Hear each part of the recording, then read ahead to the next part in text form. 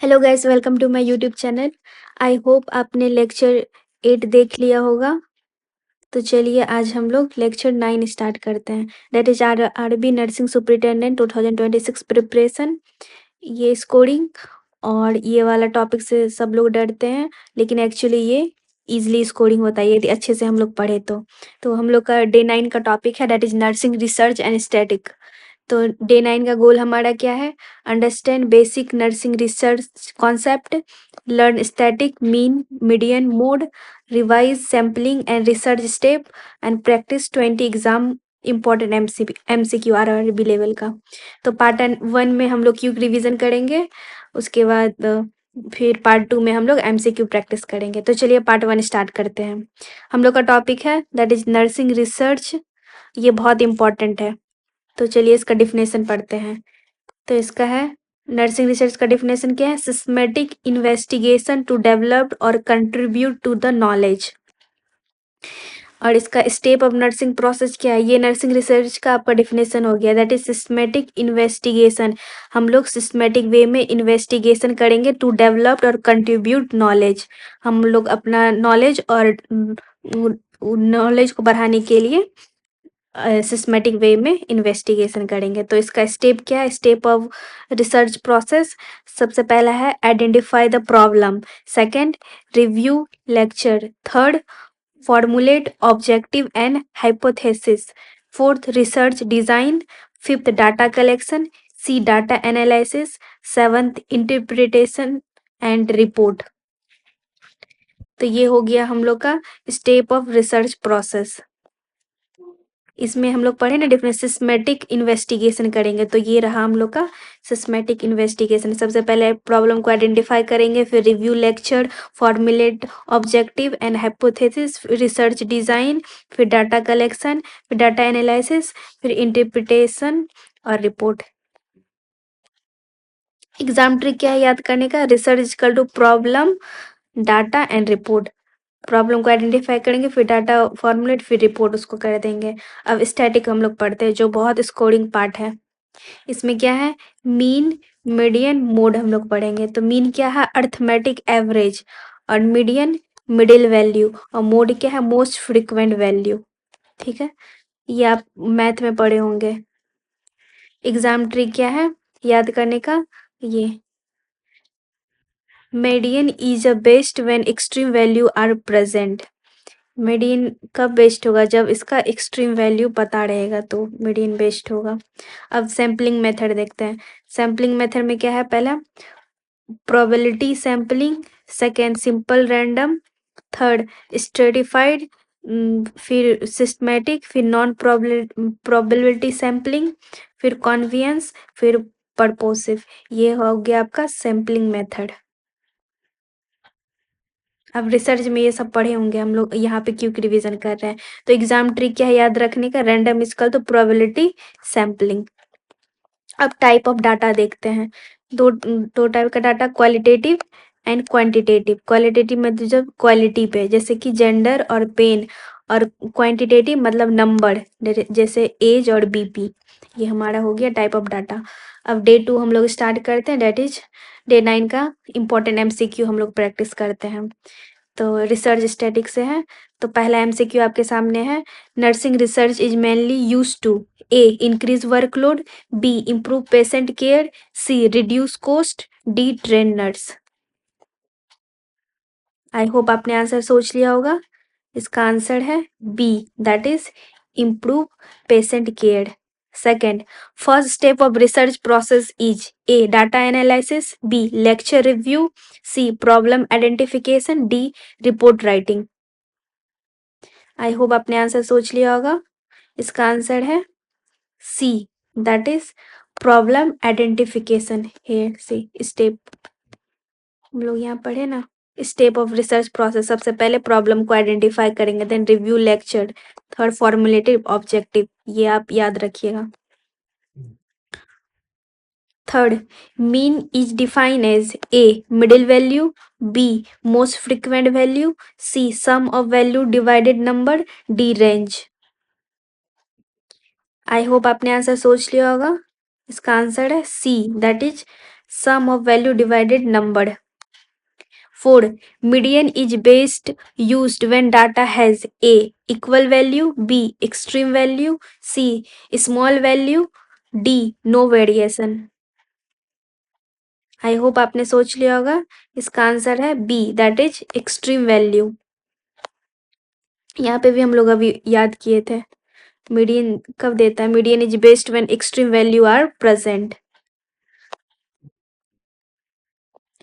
Fifth, mode refer to A average, B middle value, C repeated value, D range. इसका answer है C, that is repeated value. Sixth, which is probability sampling? A convenience, B purposive, C sample random, D quota. I hope आपने सोच लिया होगा. इसका answer है C, that is sample random. Seventh, qualitative data includes A age, B wait, C gender, D height. Qualitative पूछा गया है. दो टाइप का डाटा हम लोग पढ़े थे, एक क्वांटिटेटिव एक क्वालिटेटिव. तो क्वालिटेटिव आपको आंसर करना है. आई होप आपने आंसर सोच लिया होगा. इसका आंसर है C, that is gender. 8. Hypothesis is A final result, B tentative statement, C research tool, D sampling method.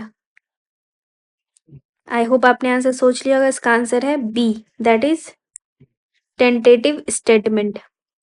9. Tool used to collect data is A. Hypothesis, B. Questionnaires, C. Sampling, D. Static. I hope आपने answer सोच लिया होगा. इसका answer है B, that is questionnaire. 10. Pilot study is conducted to A. Publish report, B. Test feasibility, C. Analyze data, D. Select sample. I hope आपने answer सोच लिया होगा. इसका आंसर है B, that is test feasibility. 11th, research design decided A sample size, B data analyse, C overall plan of study, D conclusion. इसका answer है C, that is overall plan of study. 12. Which scale measure pain? A nominal, B ordinal, C interval, D ratio. I hope आपने answer सोच लिया होगा. इसका answer है B, that is ordinal. This scale measure the pain. 13. Range is A mean median, B highest to lowest value, C middle value, D sum of value. Range पूछा गया. Range is. I hope आपने solve कर लिया होगा. इसका answer है B, that is highest to lowest value. Reliability means A accuracy, B consistency, C validity, D bias.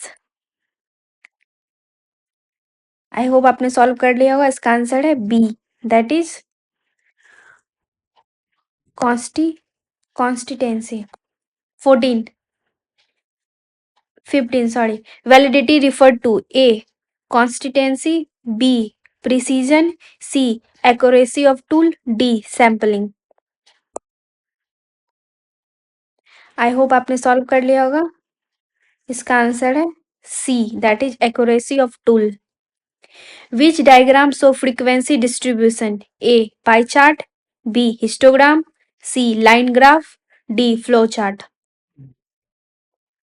I hope आपने answer सोच लिया होगा. इसका आंसर है B, that is histogram. 17. Statistical analysis help to A. Collect data, B. Organize data, C. Interpret data, D. All of the above. I hope आपने solve कर लिया होगा. इसका आंसर है D, all of the above. 18. Census method studies A sample, B population, C random group, D small group. I hope आपने solve कर लिया होगा. आंसर है B, that is population. Ethical principle in research includes A. Beneficence, B. Justice, C. Confidently, uh, D. All of the above. I hope आपने solve कर लिया होगा। Answer है D, that is all of the above. 20. Best measure of central tendency is A. Mean, B. Median, C. Mode, D. Depends on data.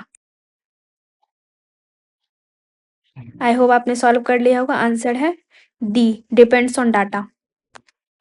अब आप अपना score check कर सकते हैं। आपको आउट ऑफ 20 आप कितना स्कोर किए हैं। यदि 16 से 20 है तो बहुत अच्छा परफॉर्म कर रहे हैं। इसी तरह कंटिन्यू रखिए, कीप इट अप।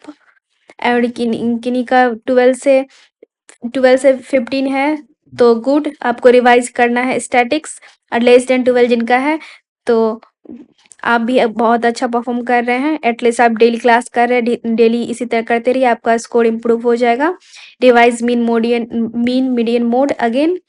और जो होमवर्क में जिनका भी ये लेस देन 12 आ रहा है, जो होमवर्क दिया जाता है टॉपिक, वो आप पढ़ करके आइए। फिर हम लोग यहाँ पे क्विक रिवीजन करते हैं, फिर क्वेश्चन सॉल्व करते हैं। तो ये सब स्टेप फॉलो करेंगे तो आपका भी स्कोर इम्प्रूव हो जाएगा।